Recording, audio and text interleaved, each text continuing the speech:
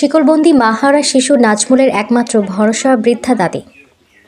মেলা কষ্ট আঙ্গ সিরগলতে বাইন্দা এখন নাকি টাকা পয়সা নাই, আমরা চিকিৎসা করা হয় না। ওরা অত্যন্ত দুস্থ, গরিব, অসহায় বলা চলে। ওর বাপে ভ্যান চালায় খায়। 11 বছর আগে পৃথিবী থেকে চিরবিদায় নিয়েছে মা। 3 বছর ধরে কাটছে শিকলবন্দি জীবন যাপন করছেন টাঙ্গাইলের 14 বছর বয়সী নাজমুল। বৃদ্ধা দাদি এখন তার একমাত্র ভরসা। সারাদিন ভাড়া ভ্যান চালিয়ে জাপান তাই দিয়ে মানসিক ভারসাম্যহীন শিকলবন্দি সন্তানের মুখে খাবার তুলে দেন বাবা তালেব আলী। অভাব অনটনের সংসারে সন্তানের চিকিৎসা তো দূরের কথা, 3 বেলা খাবারই জুটছে না পরিবারটির। সে আসলে 3 বছর যাবত তার পিতামাতা শিকল দিয়ে বেঁধে রাখছে এবং ইতিমধ্যে সে সমাজসেবা অধিদপ্তরের আওতায় প্রতিবন্ধী ভাতাও পাচ্ছে।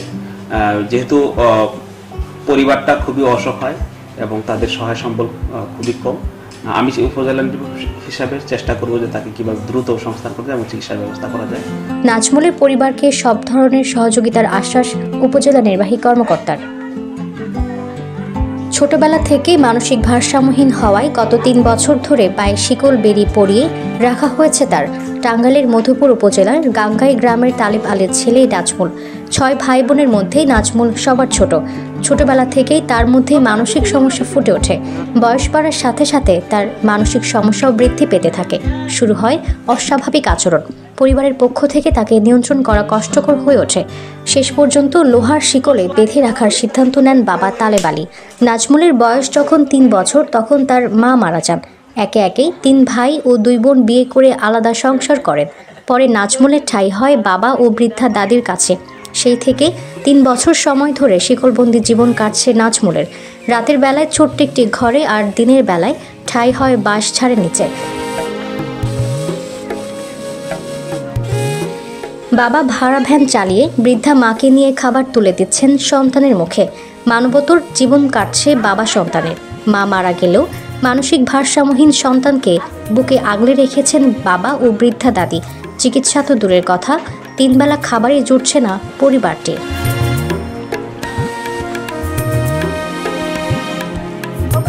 জন্মের তো নির্ণয় এইরকম সাইডা দিলে পরে মনে করেন যে অনেক দূর দূরান্ত জায়গা আনা খুব কষ্ট।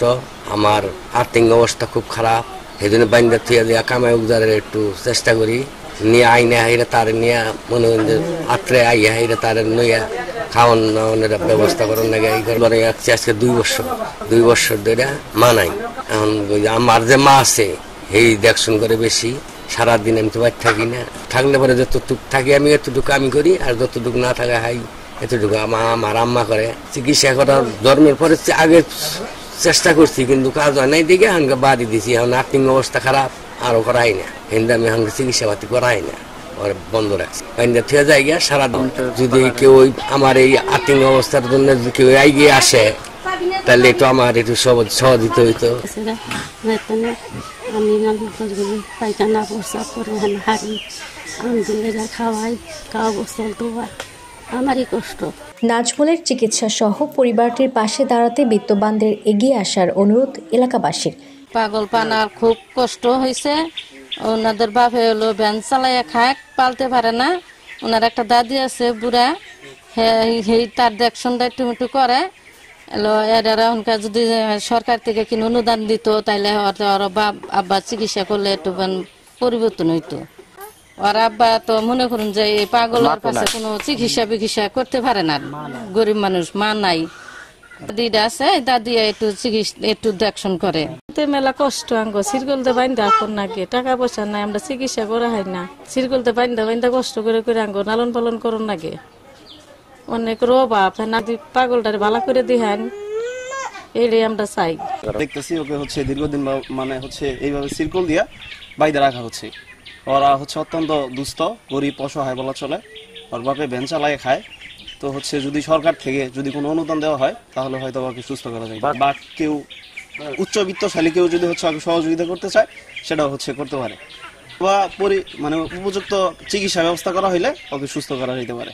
আমরা পাগল, ওই 3 বছর ধরে সিরকল দেওয়া বান্ধা থাকে।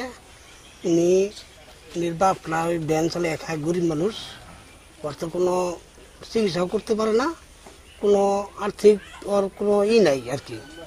একবারে গরিব মানুষ। ইয়ার যদি সরকার তারে কোনো আর্থিকভাবে কিছু দান টান করে মোটামুটি আর কি চিকিৎসা করতে পারে, এটা কামনা করি। নাই ওর বাপ আছে, বাপরা সারাদিন ভ্যান চালিয়ে রিক্সা চালিয়ে আসে, আইলে পরে যে রাত্রে 1টা পর্যন্ত 12টা পর্যন্ত এখানে থাকে। কোন থেকে নেওয়ার পরে ওর বাপরা আসলে পরে সারাদিন ওর একটা দাদি আছে, দাদিটা এটা পাক শাক করে ওর খাবার টাবার দেয়। বিত্তবানরা পাশে দাঁড়ালে স্বাভাবিক জীবনে ফিরবে নাজমুল, এমনটাই প্রত্যাশা সকলের।